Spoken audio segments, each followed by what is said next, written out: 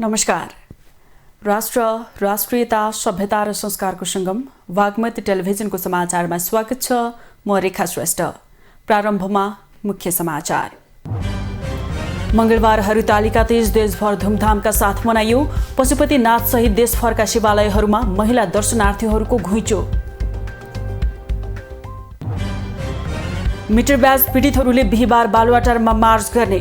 मार्चमा नागरिक आन्दोलनको साथ ऋणभन्दा बढी रकम तिरिसकेका पीडितहरूलाई ऋणमुक्त घोषणा गर्न माग। मंगलबार शेयर बजार नेप्सेमा 2.33 अङ्कले बढेर परिसूचक 1995 अङ्कमा 1 अर्ब 1 करोडको मात्रै कारोबार।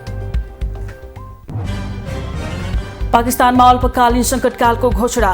पछिल्लो केही सातादेखि बाढी पहिरोको चपेटामा परि कैयौंको ज्यान जाँदा हजारौं घरबार विहीन।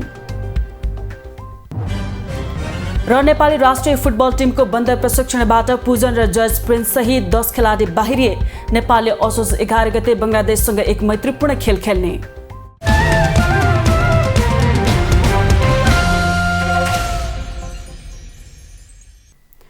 सुरु गरौं हरितालिका तीज सम्बन्धी समाचारबाट। मंगलबार हरितालिका तीज वैदिक सत्य सनातन हिन्दू धर्मावलम्बी महिलाहरूले महादेवको पूजा आराधना गरेर यो पर्व मनाइएको छ। आजको दिन व्रत बसी शिव पार्वतीको पूजा उपासना गरेमा सुख, शान्ति र परिवारको कल्याण हुने धार्मिक विश्वास गरिन्छ। काठमाडौँको पशुपतिनाथ लगायत देशभरका शिवालयहरूमा भक्तजनहरूको भिड लागेको थियो। प्रत्येक वर्ष भाद्र शुक्ल तृतीयाका दिन मनाउने पर्व तीज मंगलबार हर्ष उल्लासका साथ मनाइएको छ। सत्ययुगमा तीजका दिन निराहार व्रत बसी पार्वतीले महादेव स्वामी पाएकीले तीजको दिनमा व्रत बस्दा मनोकामना पूरा हुने विश्वास छ। सोही विश्वास अनुसार अटल सौभाग्यको कामनाका लागि महिलाहरू व्रत बस्ने गर्दछन्। पार्वतीले नै महादेव स्वामी पाऊँ भनी व्रत बसेको, निराहार व्रत बसेर चाहिँ उहाँले महादेव स्वामी पाएको देखि चाहिँ यो हामी हिन्दू नारीहरूले चाहिँ तीजको व्रत बस्ने परम्परा रहेछ। हामी पनि त्यही संस्कार, त्यही परम्परामा हुर्किँदै बढ्दै आएर त्यही कल्चर, त्यही संस्कार सिक्दै आएर चाहिँ हामी पनि त्यस्तै गरी निराहार व्रत बस्ने गरेका छौँ। अघिल्लो दिन राति दर खाएकाहरूले तीजको दिन व्रत बस्ने र शिव पार्वतीको पूजा गरेपछि मन्दिर आसपास तथा आँगनमा समूहमा नाचगान गर्ने गर्दछन्।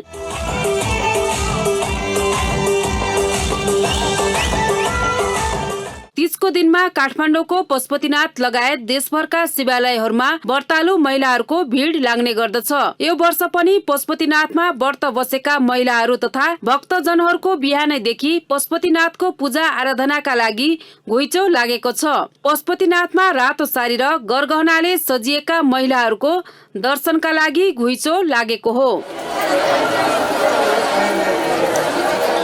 अन्य वर्षहरूको भन्दा यसपटक पशुपति क्षेत्र विकास कोषले व्यवस्थापन राम्रो गरेको व्रतालु महिलाहरू बताउँछन्। भगवान शिवजीको व्रतको आराधनाको लागि हामीहरू श्री पशुपतिनाथ भगवानको दर्शन गर्न आएका छौँ। यसपालि हजुरहरूले दर्शनको व्यवस्था साह्रै राम्रो गरेकोमा हामी बिहान 1 घण्टा पनि लाइन नबसिकन दर्शन गरेर आएर बाहिर बसिरहेछौँ। अन्य समय दर्शनका लागि घण्टौं कुर्नुपर्ने समस्या भएको, तर यसपटक भने 15-20 मिनटमा नै दर्शन गर्न सकिएको भन्दै मन्दिर दर्शन गर्न आएका भक्तजनहरूले खुसी प्रकट गरेका छन्। भगवान पशुपतिनाथको दर्शन गर्न आएको राम्रोसँग यसपालि हजुरहरूले राम्रो व्यवस्था मिलाइसकेको छ। एकदम राम्रोसँग गर्यौँ, खुसी लाग्यो। यसमा हामी धेरै खुसी छौँ। त्यस्तै पशुपति क्षेत्र विकास कोषको संस्कृति महाशाखाका निमित्त प्रमुख गौरीशंकर पराजुलीले सम्बन्धित सरकारवालाहरूसँग छलफल गरेर सबै सुरक्षाको व्यवस्थापन गरेकोले व्यवस्थापन कार्यमा कठिनाई नभएको बताउनुभयो। क्षेत्र विकास कोषले आज दिनभरका लागि नै सबै ढोका दर्शनार्थीका लागि खोलेको र जुन ढोकाबाट दर्शन गरेको हो सोही ढोकाबाट बाहिर निस्किने व्यवस्था मिलाएकोले व्यवस्थापनमा कठिनाई नभएको कोषले जनाएको छ। व्रतालुहरूको स्वास्थ्य हेरचाहका लागि पनि नेपाली सेना, नेपाल प्रहरी, सशस्त्र प्रहरी बलका अस्पतालका स्वास्थ्य कर्मीहरूको टोली खटिएका छन् भने व्यवस्थापन सहजताका लागि नेपाल प्रहरी र विभिन्न सामाजिक संस्थाहरू पनि परिचालन भएका छन्। दर्शनार्थीलाई चाहिँ एउटा ढोका प्रवेश गरिसकेपछि मानौ म पश्चिम ढोकाबाट गएँ भने म दक्षिण उत्तर जान नसकी चाहिँ गरेको अलिक विशेष प्रबन्ध हामीले मिलाएको छौँ। र सुरक्षाकर्मी नि हाम्रो महिला सुरक्षाकर्मी मात्रै महिला भक्तजनको आत्मसम्मानलाई व्रतालुहरूलाई अरूले नछोइदियोस् भन्ने भावनालाई सम्मान गर्दै हामीले त्यही किसिमको महिला सुरक्षाकर्मी महिला स्वयंसेवक साथीहरू मन्दिरभित्र हामीले राखेका छौँ। तीजको दिनमा महादेव र देवी पार्वतीको व्रत बसेर पूजा आराधना गरे पारिवारिक सुख शान्ति र समृद्धि प्राप्त हुने जनविश्वास रहेको छ। खास गरी श्रीमानको लागि श्रीमान आफ्नो सौभाग्य बढोस्, श्रीमानको दीर्घायु होस्, रोग कष्ट परिवारमा नलागोस्, धन धान्य सुख शान्तिले भगवान पार्वती शिवजी र आमा जगतजननी पार्वती माताले परिपूर्ण गरून् भन्ने यो उद्देश्य हो। सोमबार दर खाएपछि औपचारिक रूपमा सुरु भएको यो पर्व बिहिबार ऋषि पञ्चमीसम्म मनाइन्छ। मंगलबार तृतीयाका दिन हरितालिका व्रत, चौथीका दिन गणेश पूजा र पञ्चमीका दिन स्नान गरी अरुन्धती सहित सप्तऋषिको पूजा गरेपछि पर्व समाप्त हुन्छ। तीजलाई महिलाले वर्ष दिनभर आफूलाई परेका दुख पीर मर्कालाई गीतका माध्यमबाट पोख्ने पर्वका रूपमा समेत लिने गरिन्छ। अविवाहित महिलाले तीजको दिन निराहार व्रत बसे महादेव जस्तै पति पाउने र विवाहित महिलाले भने परिवारको कल्याणका लागि व्रत बस्ने गर्दछन्। बागमती टेलिभिजनका लागि क्यामेरामा सचिन श्रेष्ठका साथमा तेजना पण्डित, काठमाडौँ। राष्ट्रपति विद्यादेवी भण्डारीले पशुपतिनाथको दर्शन गर्नुभएको छ। मंगलबार हरितालिका तीजको अवसरमा राष्ट्रपति भण्डारीले पशुपतिनाथको दर्शन गर्नुभएको हो। वैदिक सत्य सनातन हिन्दू धर्मावलम्बीहरूको पर्व हरितालिका तीजको दिन राष्ट्रपति भण्डारीले पशुपतिनाथ भगवानको दर्शन र पूजा आराधना गर्नुभयो। दर्शनका लागि पशुपतिनाथ पुग्नुभएकी राष्ट्रपति भण्डारीको सुरक्षाका लागि मन्दिर परिसरको सुरक्षा व्यवस्था कडा बनाइएको थियो। हरेक वर्ष भाद्र शुक्ल तृतीयाका दिन हरितालिका तीज मनाउने गरिन्छ। यस वर्ष पनि हिन्दू नारीहरूले हर्षोल्लासका साथ तीज मनाएका छन्। देशभर पशुपति सहितका देशका विभिन्न शिवालयहरूमा व्रतालु महिलाहरूको भिड लागेको थियो। महादेव र देवी पार्वतीको व्रत बसेर पूजा आराधना गरी पारिवारिक सुख शान्ति र समृद्धि प्राप्त हुने जनविश्वास रहेको छ। सतयुगमा हिमालय पुत्री पार्वतीले निराहार व्रत बसी महादेवलाई प्राप्त गरेको धार्मिक मान्यता अनुसार तीज मनाउने चलन छ। सोमबार दर खाएपछि औपचारिक रूपमा सुरु भएको यो पर्व बिहिबार ऋषि पञ्चमीसम्म मनाइन्छ।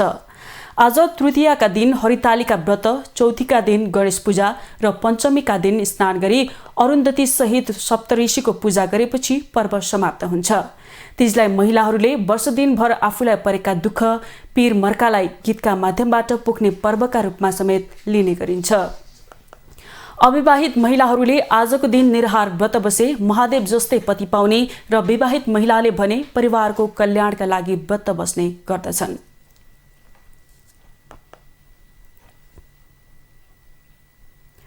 पछिल्लो 24 घण्टामा थप 257 जनामा कोरोना संक्रमण पुष्टि भएको छ। स्वास्थ्य तथा जनसङ्ख्या मन्त्रालयका अनुसार 3921 जनाको परीक्षणमा 257 जनामा संक्रमण पुष्टि भएको हो। स्वास्थ्य मन्त्रालयका अनुसार 1458 जनाको पीसीआर परीक्षण गर्दा 143 जना र 2463 जनाको एन्टिजेन परीक्षण गर्दा 144 जनामा संक्रमण देखिएको छ। यो सँगै कोरोना भाइरसको सक्रिय संक्रमितको संख्या 3146 पुगेको छ। पछिल्लो 24 घण्टामा 232 जना संक्रमण मुक्त भएका छन्, जसमध्ये 2991 जना होम आइसोलेसनमा रहेका छन् भने 155 जना संस्थागत आइसोलेसन र 40 जना आइसियुमा छन्। यस्तै 5 जनाको भेन्टिलेटरमा राखेर उपचार भइरहेको मन्त्रालयले जनाएको छ। मंगलबार थपिएसँगै नेपालमा कोरोना संक्रमितको कुल संख्या 11,47,688 पुगेको छ।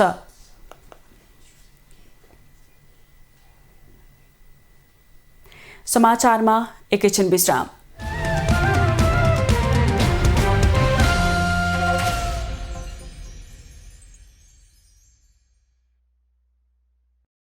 हामी समाचारको निरन्तरतामा छौं। अब बाँकी समाचार। निर्वाचन आयोगले आगामी 4 मङ्सिरमा हुने प्रतिनिधि सभा तथा प्रदेश सभा निर्वाचन प्रयोजनका लागि आचार संहिता 2079 सार्वजनिक गरेको छ। आयोगले स्वच्छ, निष्पक्ष, पारदर्शी र भयमुक्त बनाउन भन्दै सार्वजनिक निर्वाचन लक्षित आचार संहिता सोमबार नेपाल राजपत्रमा प्रकाशित भएको हो। आचार संहिता प्रकाशित भए पनि आयोगले तोकेको मिति र क्षेत्रमा मात्रै लागू हुनेछ। आचार संहिता कहिलेबाट लागू हुने भन्ने तोकेको छैन। आचार संहितामा प्रत्यक्षतर्फका उम्मेद्वारले सम्पत्ति विवरण उम्मेद्वार मनोनयन दर्ता गर्दा नै सीलबन्दी गरी पेश गर्नुपर्ने उल्लेख छ। सम्पत्ति विवरण आयोगले उम्मेद्वार निर्वाचित भएमा सार्वजनिक गर्नेछ, तर निर्वाचित नभएमा र उम्मेद्वारले फिर्ता मागेमा निर्वाचन अधिकृतको कार्यालयले फिर्ता गर्नेछ। यसैगरी पराजित भएपछि पनि उम्मेद्वारले सम्पत्ति विवरण फिर्ता नमागेमा निश्चित अवधिपछि त्यसलाई धुल्याइने आचार संहितामा उल्लेख छ। नेपाल सरकारका मन्त्रीलाई आफ्नो निर्वाचन क्षेत्र बाहेकमा चुनावी प्रचार प्रसारमा जान समेत रोक लगाइएको छ।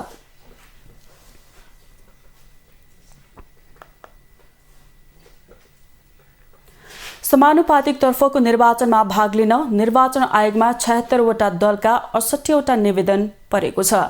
आयोगका सहायक प्रवक्ता सूर्य प्रसाद अर्यालले मङ्सिर 4 को प्रतिनिधि सभा निर्वाचनमा समानुपातिक तर्फ भाग लिनका लागि विभिन्न 76 वटा दलबाट 68 वटा निवेदन परेको जानकारी दिनुभयो। त्यसैगरी प्रदेश सभा सदस्यको समानुपातिक निर्वाचन प्रणाली तर्फ प्रदेश 1 मा विभिन्न 63 वटा दलबाट 55 वटा निवेदन परेको छ। मध्य प्रदेशमा 67 वटा दलका 59 वटा, बागमती प्रदेशमा 66 वटा दलबाट 58 वटा, गण्डकी प्रदेशमा 60 वटा दलबाट 52 वटा निवेदन परेका छन्। त्यसैगरी लुम्बिनी प्रदेशमा 62 वटा दलबाट 54 वटा, कर्णाली प्रदेशमा 57 वटा दलबाट 49 वटा र सुदूरपश्चिम प्रदेशमा 58 वटा दलबाट 50 वटा निवेदन परेको अर्यालले जानकारी दिनुभयो।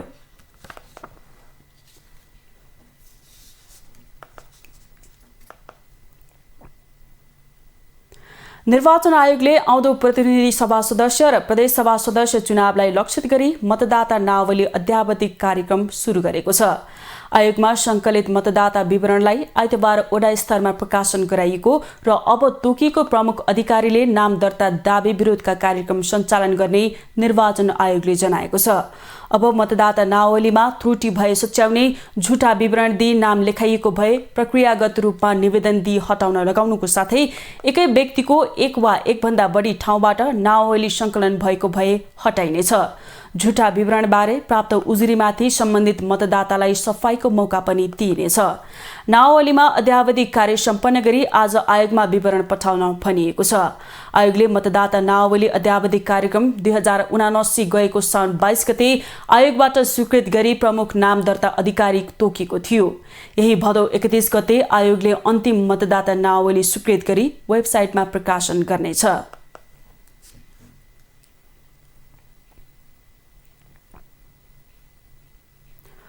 भक्तपुर स्थित मध्यपुर ठिमी नगरपालिकाले सडक अतिक्रमण हुने गरी बनाइएका संरचनाहरू 35 दिनभित्र हटाइसक्न निर्देशन दिएको छ। आज सूचना जारी गर्दै नगरपालिकाले अतिक्रमण गरी बनाइएका संरचना नहटाए कारबाही गर्ने चेतावनी पनि दिएको छ। अरनिको राजमार्ग, त्यसका सहायक मार्ग र नगरका भित्री सडक र क्षेत्रमा भवन निर्माण सम्बन्धी मापदण्ड विपरीत संरचना बनाइएको पाइएको नगरपालिकाको भनाइ छ। सार्वजनिक बाटो, सडक, जग्गा अतिक्रमण गरी बनाइएका त्यस्ता संरचना 35 दिनभित्र हटाउन र नहटाएमा कारबाही गरिने नगरपालिकाले बताएको हो। यस्तै सार्वजनिक आवागमनमा बाधा पुग्ने गरी निर्माण सामग्री लगायत अन्य सामग्री राख्नेलाई पनि त्यसो नगर्न नगरपालिकाले चेतावनी दिएको छ।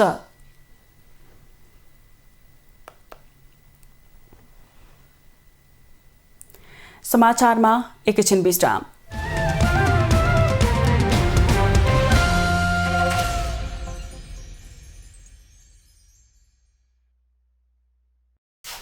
हामी समाचारको निरन्तरतामा छौं। अब बाँकी समाचार।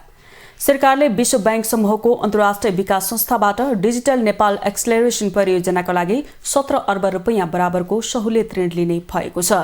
सोमबार बसेको मन्त्री परिषद बैठकको निर्णय मंगलबार सार्वजनिक गर्दै सञ्चार तथा सूचना प्रविधि मन्त्री ज्ञानेन्द्र बहादुर कार्कीले विश्व बैंक समूहको अन्तर्राष्ट्रिय विकास संस्थाबाट डिजिटल नेपाल एक्सलेरेसन परियोजनाको लागि 17 अर्ब रुपैयाँ सहुलियतपूर्ण ऋण स्वीकार गर्ने निर्णय गरेको बताउनुभयो। बैठकले आर्थिक वर्ष 2079-80 का लागि उद्योग, वाणिज्य तथा आपूर्ति मन्त्रालय अन्तर्गतका आयोजनाहरूको लागि राजपत्राङ्कित स्तरका 28 र 7औं तहका 2 गरी जम्मा 30 पदको अस्थायी दरबन्दी स्वीकृत गरेको छ।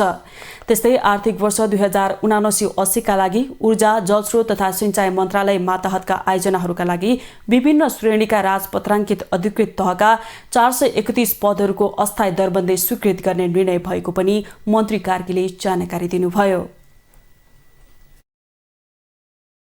आर्थिक वर्ष 2079-80 को लागि ऊर्जा, जलस्रोत तथा सिंचाई मन्त्रालय मातहतका आयोजना कार्यक्रमहरूको निमित्त विभिन्न सेवा समूह, उपसमूह र श्रेणीका राजपत्राङ्कित अधिकृत तहका 431 पदहरूको अस्थायी दरबन्दी स्वीकृत गर्ने। मन्त्री परिषद बैठकले चिकित्सा शिक्षा आयोग र शिक्षा, विज्ञान तथा प्रविधि मन्त्रालय अन्तर्गतका परियोजना, कार्यक्रम र समितिहरूका लागि राजपत्राङ्कित श्रेणीका 105 अस्थायी दरबन्दी स्वीकृत गर्ने निर्णय गरेको छ। सञ्चार मन्त्री कार्कीका अनुसार सोमबारको बैठकले जिल्ला सभा प्युठानको नाममा रहेको साबिक बरौला गाविस वडा नम्बर 8 को दोस्रो पनि जग्गा ऐरावती गाउँपालिका प्युठानको नाममा हक हस्तान्तरणको लागि स्वीकृति दिएको छ।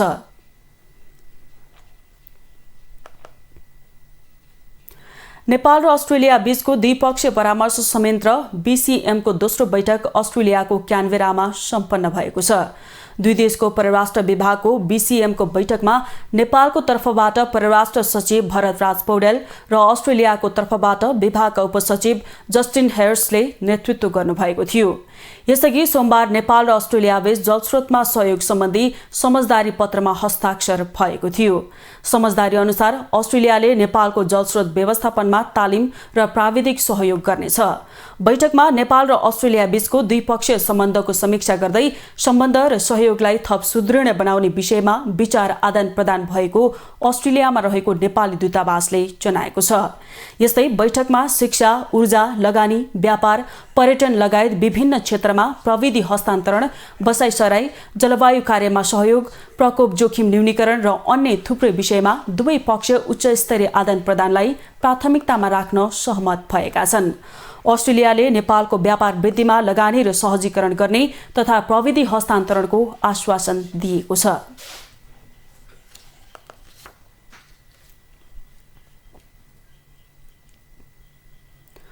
मिटर ब्याज ठगी विरुद्ध किसान मजदुर समितिले बालुवाटारमा मार्च गर्ने भएको छ।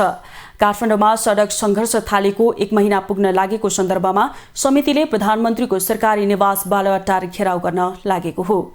सङ्घर्ष समितिका संयोजक रामसुरत गुप्ताका अनुसार समितिले बिहिबार 2 बजे बालुवाटार मार्च गर्नेछ।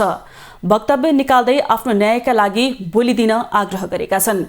उनीहरूले दोषी मिटर ब्याजी साहुहरूलाई धरौटीमा छुट्न नदिन सरकारसँग माग गरेका छन्। साथै उनीहरूले ऋणभन्दा बढी रकम तिरिसकेका पीडितहरूलाई ऋणमुक्त घोषणा गर्न पनि माग गरेका छन्। आन्दोलनलाई बृहत नागरिक आन्दोलनको तर्फबाट सनकजीव उप्रेती, नारायण वाग्ले, भास्कर गौतम, अर्चना थापा लगायतले साथ दिइरहेका छन्।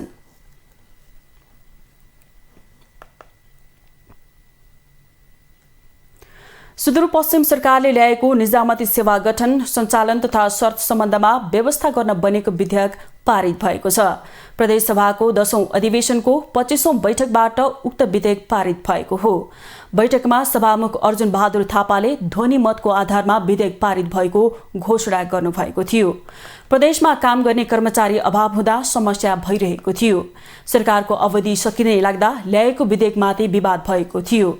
प्रदेश सभाबाट पारित भएको विधेयकलाई प्रदेश प्रमुखले प्रमाणीकरण गरेपछि कानूनको रूप लिनेछ। प्रदेश सरकारले आफैले नियुक्त गरेका 339 जना अस्थायी तथा करार सेवाका कर्मचारीलाई सिधै स्थायी गर्ने गरी यो विधेयक ल्याएको हो।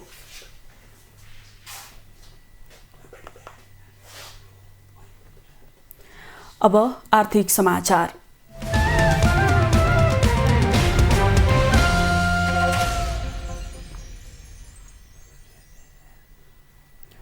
मंगलबार शेयर बजार सामान्य बढेको छ। शेयर बजार परिसूचक नेप्से 2.33 अङ्कले बढेर 1995.34 बिन्दुमा पुगेको छ। व्यापार, विकास बैंक, उत्पादन, अन्य माइक्रो फाइनान्स, म्युचुअल फन्ड र लगानी समूहको शेयर बढ्दा अरू समूहको भने घटेको छ।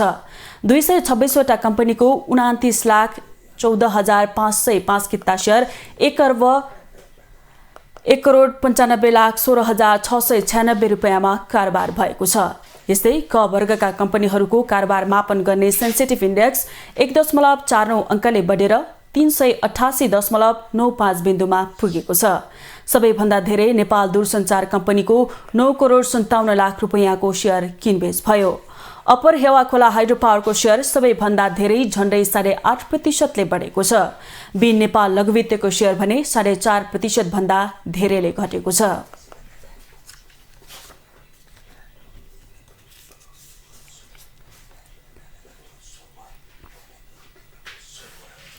ऊर्जा जलस्रोत तथा सिंचाई मन्त्री पम्फा भूषालले विद्युतीय निर्यातले देशको व्यापार घाटा कम गर्न महत्त्वपूर्ण योगदान रहने बताउनु भएको छ।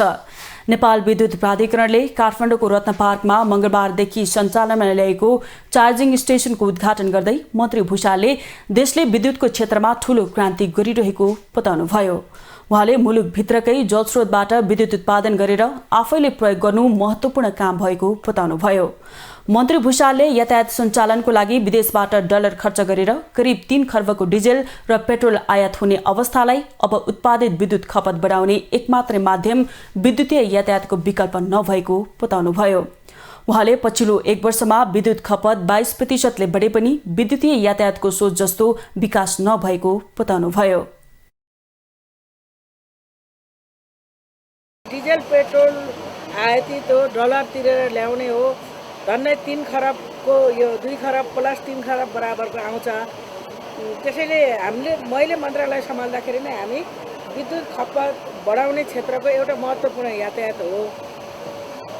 अनि यो 1 वर्षको बीचमा आउँदा हाम्रो विद्युत खपत बढेको पनि छ, झन्डै 22% हाम्रो बढेको छ। अब भने जतिकै गरेर यातायातमा त्यतिको अझै भइसके छैन। मन्त्री भूषालले आत्मनिर्भर अर्थतन्त्रका लागि सञ्चार माध्यमहरूले जलविद्युतको विकासमा जोड दिनुपर्ने बताउनुभयो।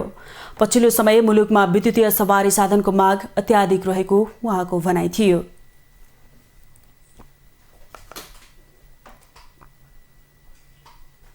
नेपाल विद्युत प्राधिकरणका कार्यकारी निर्देशक कुलमान घिसिङले निजी क्षेत्रले सञ्चालन गरेका चार्जिङ स्टेशनको चार्ज शुल्क नियन्त्रण गर्ने बताउनु भएको छ। नेपाल विद्युत प्राधिकरणले काठमाडौँको रत्न पार्कमा मंगलबारदेखि सञ्चालनमा ल्याएको चार्जिङ स्टेशन उद्घाटन कार्यक्रममा बोल्दै उहाँले यस्तो बताउनु भएको हो।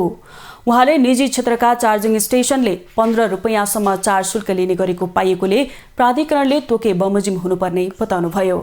कार्यकारी निर्देशक घिसिङले देशभर 51वटा चार्जिङ स्टेशन बनाउने तयारीमा लागेको बताउनुभयो।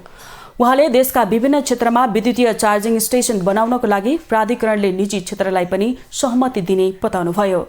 घिसिङले निजी क्षेत्रले बनाएका स्टेशनमा प्राधिकरणले भन्दा 20% थप गरेर शुल्क लिन पाउने पनि बताउनुभयो। उहाँले रत्नपार्कको चार्जिङ स्टेशन 120 किलोवाट डीसी क्षमता रहेको बताउनुभयो। उहाँले विद्युतीय सवारी 1 घण्टाभित्र चार्ज पूर्ण गर्न सकिने बताउनुभयो। उहाँले चार्जिङ स्टेशनमा विद्युतीय सवारी चार्ज गर्दा औसत प्रति किलोमिटरमा 70 पैसा लाग्ने बताउनुभयो। घिसिङले माइक्रो बसमा 90 पैसा र ठूला बसहरूमा 1 रुपैयाँ 20 पैसा लाग्ने बताउनुभयो। उहाँले चार्जिङ स्टेशनमा समय अनुसार फरक राति पिक समयमा 8.70 पैसा, रातिको समयमा 5 रुपैयाँ 5 पैसा र बिहानदेखि दिउँसो चार्ज गर्दा 6 रुपैयाँ 90 पैसा निर्धारण गरेको बताउनुभयो।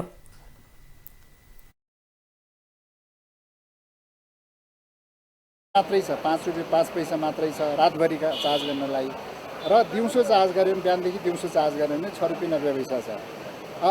यो प्राइस राख्दा पनि यो चाहिँ 70 पैसामा करिब 70 पैसा 1 रुपियाँ भित्र चाहिँ पर किलोमिटर चार्ज हुन्छ। त्यो भएको हुनाले यो एकदमै सस्तो छ।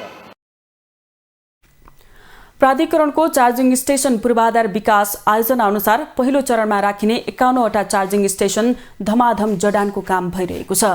चार्जिङ स्टेशन जडानका लागि सिभिल पूर्वाधार निर्माणको काम लगभग सकाएर जडान भइरहेको बताएको छ। केही समयभित्रै 51वटै स्थानमा चार्जिङ स्टेशन जोडिसक्ने प्राधिकरणको लक्ष्य छ। प्राधिकरणले नेपालमै पहिलो पटक सरकारी तहबाट विद्युतीय गाडी चार्ज गर्नका लागि स्टेशन सञ्चालनमा ल्याएको हो। चार्जिङ स्टेशनमा एकैपटक 3वटा सवारी चार्ज गर्न मिल्नेछ।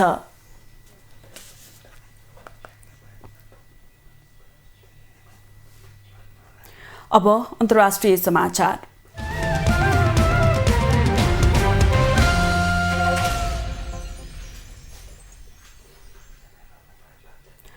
पाकिस्तानमा पछिल्लो केही सातादेखि बाढी पहिरोको चपेटामा पर्दा कैयौंको ज्यान गएको छ भने हजारौं घरबारविहीन भएका छन्।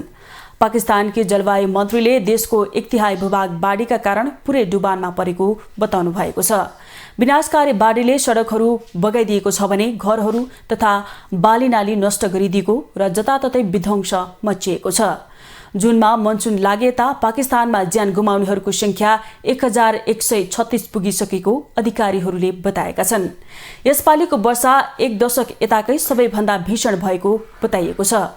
बितेको 24 घण्टामा मात्र 75 जनाको मृत्यु भएको अधिकारीहरूले बताएका छन्। उक्त संख्या अझै बढ्ने ठानिएको छ। विदेश मन्त्री बिलावल भुट्टो जरदारीले मारिने मध्ये 1/3 बालबालिका भएको आकलन गरिएको बताएको बीबीसीले उल्लेख गरेको छ। करिब 3 करोड 30 लाख पाकिस्तानीहरू बाढीबाट प्रभावित भएको अधिकारीहरूले अनुमान गरेका छन्। यसको अर्थ प्रत्येक 7 जनामध्ये 1 पाकिस्तानी नागरिक बाढीले प्रभावित छन्। उत्तरी स्वाट उपत्यकामा पुल तथा सडकहरू बगेपछि गाउँहरू सम्पर्क विच्छेदको अवस्थामा छन्। पर्वतीय क्षेत्रमा बस्ने हजारौं मानिसहरूलाई सुरक्षित स्थलतर्फ जान भनिएको छ। हेलिकप्टरको मद्दतले समेत सबैलाई उद्धार गर्न सकिएको छैन। भाग्न सफल मानिसहरू भिडभाडपूर्ण पालहरूमा जम्मा भएका छन्। सिन्ध तथा बलुचिस्तान सबैभन्दा धेरै प्रभावित प्रान्त हुन् भने खैबर पख्तुनख्वाको पर्वतीय क्षेत्र पनि निकै प्रभावित भएको छ। यो वर्षको मनसुनी वर्षा सन् 2010 को विनाशकारी बाढीसँग तुलना गर्न सकिन्छ। पाकिस्तानको इतिहासमा सबैभन्दा घातक ठानिएको सो बाढीमा 2000 मानिसको ज्यान गएको थियो।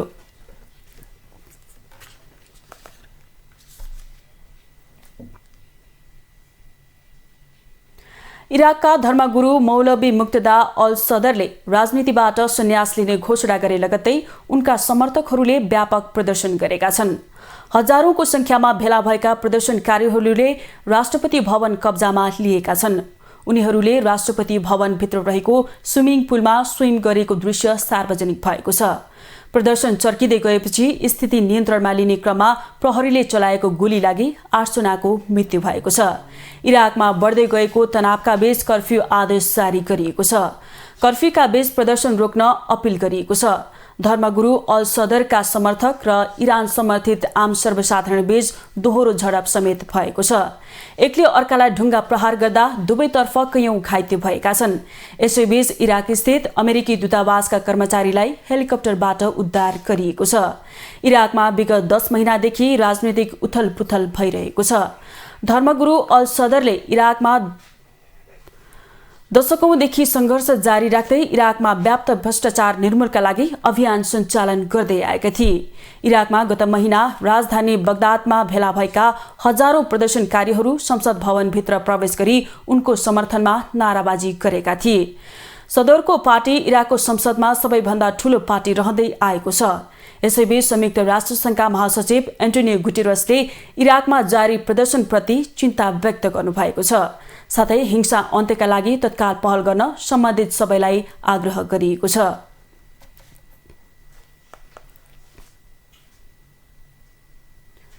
पृथ्वीको सबैभन्दा ठूलो द्वीप ग्रिनल्यान्डमा भारी मात्रामा हिउँ पग्लिने क्रम बढेकाले निकट भविष्यमा समुद्री सतह कम्तीमा 1 फुटले बढ्ने निष्कर्षमा वैज्ञानिकहरू पुगेका छन्। पृथ्वीको तापक्रम बढाउने प्रदूषण ठप्प पारे पनि उक्त खतरालाई रोक्न नसकिने ठुकुवा पनि उनीहरूले गरेका छन्। नेचर क्लाइमेट चेन्ज जर्नलमा सोमबार प्रकाशित अनुसन्धान प्रतिवेदनका अनुसार ग्रिनल्यान्डमा भइरहेको भारी मात्राको हिमस्खलनले विश्वव्यापी रूपमा समुद्री सतह कम्तीमा 10 इन्चले बढ्ने ठोकुवा गरिएको छ। यो भनेको विगत 100 वर्षमा ग्रिनल्यान्ड र अन्टार्कटिकामा पग्लिएको हिउँ तथा पृथ्वीमा बढेको तापक्रमको समग्र असर बराबर हो। अनुसन्धानमा जुटेका वैज्ञानिकहरूले ग्रिनल्यान्डमा 110 ट्रिलियन टन बराबर अर्थात् 3.3% हिउँ पग्लिँदै गरेको निष्कर्ष पनि निकालेका छन्। गत जुलाई 15 देखि 17 का बीचमा अस्वाभाविक रूपमा बढेको तापक्रमले ग्रिनल्यान्डमा 72 लाखवटा ओलम्पिक साइजका स्विमिङ पुल बराबरको 6 अर्ब टन पानी प्रतिदिन उत्पादन भएको पनि वैज्ञानिकहरूको ठहर छ। अध्येता वैज्ञानिकहरूले समुद्री सतह त्यसरी कहिलेसम्म बढ्ला भनेर ठ्याक्कै समय नतोके पनि आजदेखि नै र यो शताब्दीको अन्त्यसम्म जहिले पनि यो परिवर्तन देखिने बताएका छन्। तर आगामी 30 वर्षमा अमेरिकी समुद्री किनारहरू 10 देखि 12 इन्चले बढ्ने चेतावनी भने दिएको छ, जसका कारण ठुल्ठुला आँधी बाढीहरू अहिलेको भन्दा 10 गुणा बढी बेहोर्नुपर्ने चेतावनी पनि वैज्ञानिकहरूले दिएका छन्। ग्रिनल्यान्डको सबै हिउँ पग्लियो भने समुद्री सतह 25 फिट बढ्नेछ। तर विश्वभरि एकनासले समुद्री सतह नबढी पृथ्वीको कुनै भाग जलै जलमा परिणत हुन सक्ने बताइएको छ।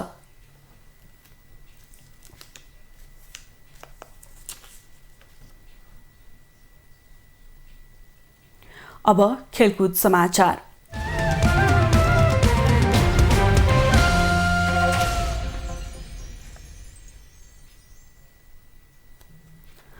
घरेलु टोली केन्यालाई 31 रनले हराउँदै नेपालले T20 श्रृङ्खला जितेको छ।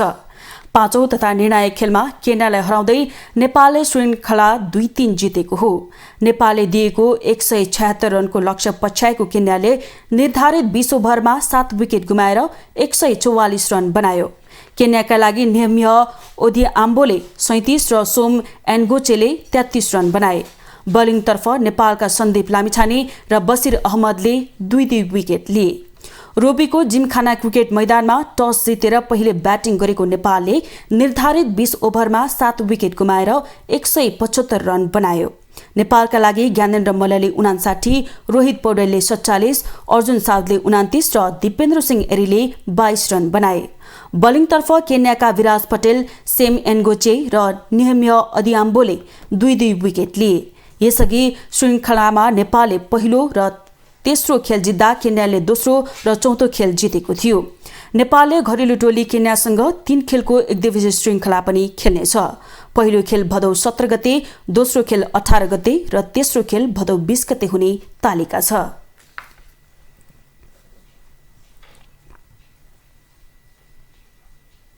नेपाली राष्ट्रिय फुटबल टिमको बन्द प्रशिक्षणबाट 10 खेलाडी बाहिरिएका छन्।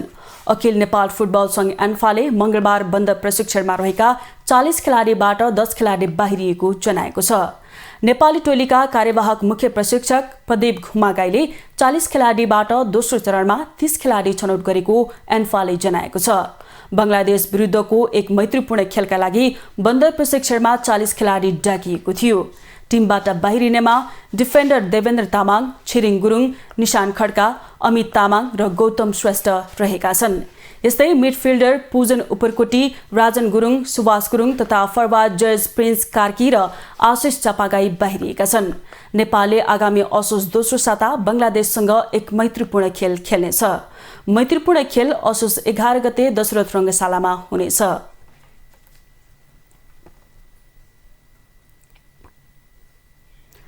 आईसीसी T20 विश्वकपको ट्रफी आजबाट नेपालका विभिन्न स्थानमा प्रदर्शनका लागि राखिएको छ।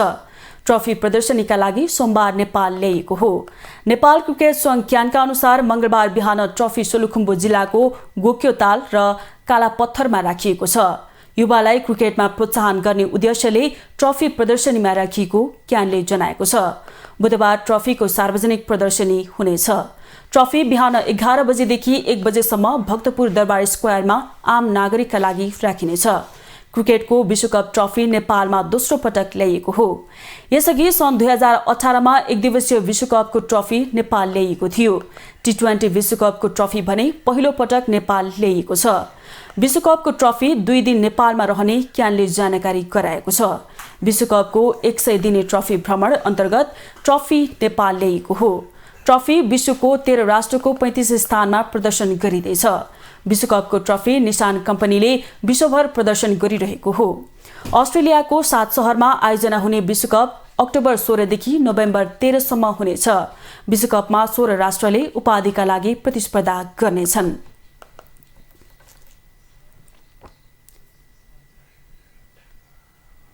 अब मौसम सम्बन्धी समाचार।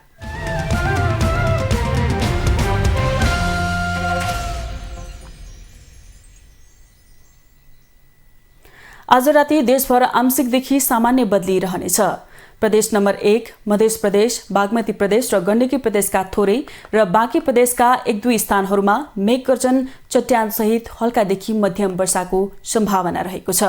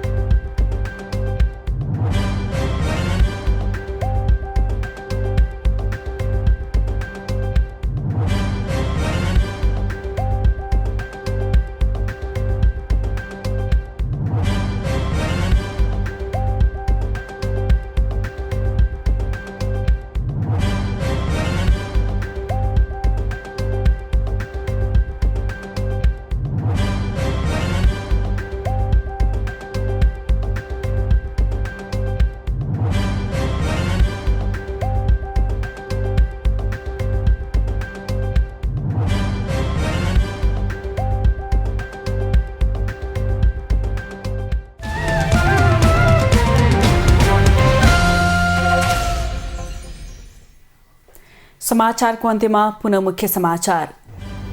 मंगलबार हरितालिका तीज देशभर धुमधामका साथ मनाइयो।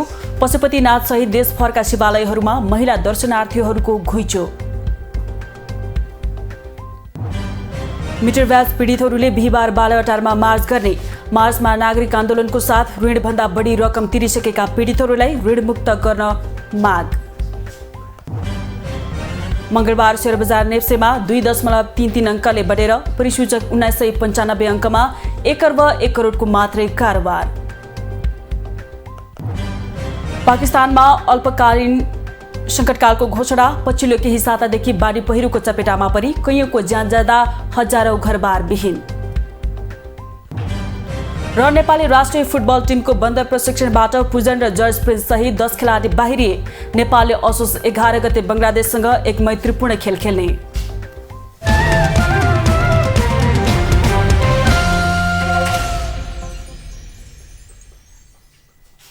राष्ट्र, राष्ट्रियता, सभ्यता र संस्कार संरक्षणमा समर्पित वाग्मती टेलिभिजनमा प्रसारण भइरहेको समाचार अहिलेलाई यति नै। हेर्दै रहनुहोला वाग्मती टेलिभिजन। नमस्कार।